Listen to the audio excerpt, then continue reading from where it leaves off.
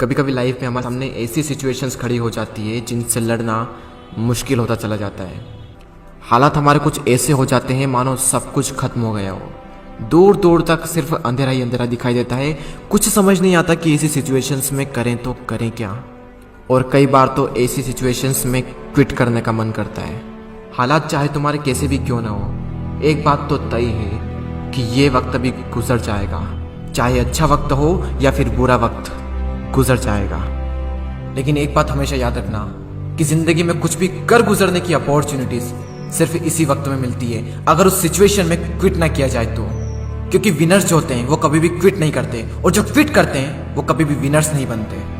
आप क्या चाहते हैं, एक एवरेज लाइफ या फिर एक स्टैंडर्ड लाइफ? जब आप सड़क पर निकलो तो लोग आपको इग्नोर करें, या फिर जब आप सड़क पर निकलो तो हर इंसान की नजर आप पर हो?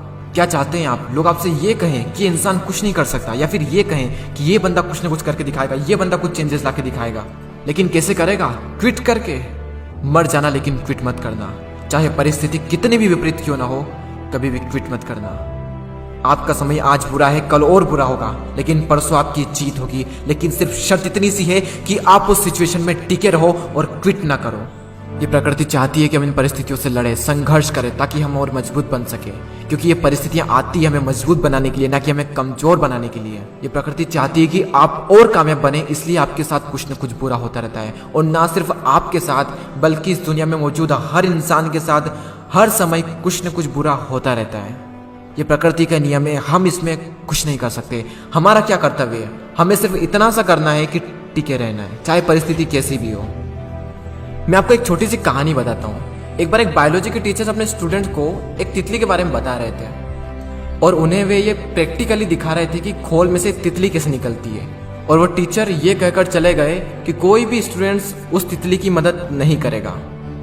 वहां पर जितने भी स्टूडेंट थे वो ध्यान से उस खोल में से तितली को निकलते हुए देख रहे थे।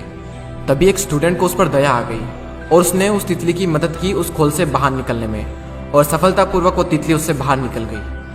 और उस स्टूडेंट की वजह से उस तितली को कोई संघर्ष नहीं करना पड़ा, कोई ज़्यादा मेहनत नहीं करनी पड़ी उस खोल से बाहर निकलने में। लेकिन वो तितली थोड़ी ही देर में मर गई। जब टीचर वापस लौटे तो उन्हें पूरी घटना मालूम हुई। तब उन्होंने अपने स्टूडेंट को बताया कि वो तितली जब संघर्ष करती है तो उससे उसके पंखों को मजबूती मिलती है। यही प्रकृति का नियम है। उस तितली की मदद करके उस स्टूडेंट ने उस तितली को संघर्ष करने का मौका नहीं दिया, और यही परिणाम हुआ कि वो तितली मर गई। संघर्ष ही जीवन है, संघर्ष ही आपको मजबूत बनाता है। इंग्लिश में कोट से नो पेन नो गेन। संघर्ष तो करना पड़ेगा, चाहे कुछ भी हो जाए, और इसमें कोई बहाना नहीं, नो एक्सक्यूजेस। जो विनर्स होते हैं या तो किसी काम को करते ही नहीं, और अगर वो किसी काम को करते हैं तो उसमें कभी भी कोई भी बहाना नहीं बनाते।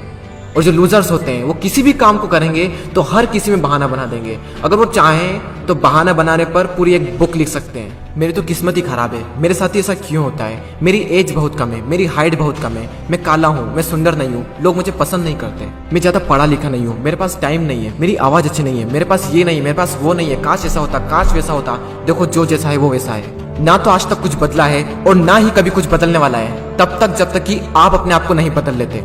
जब भी अंदर से ऐसी फीलिंग्स आए, जब भी बहाना बनाने का मन करे, अपने आप से जोर से चीख के चिल्ला के अपने आप से कहें नो एक्सक्यूजेस।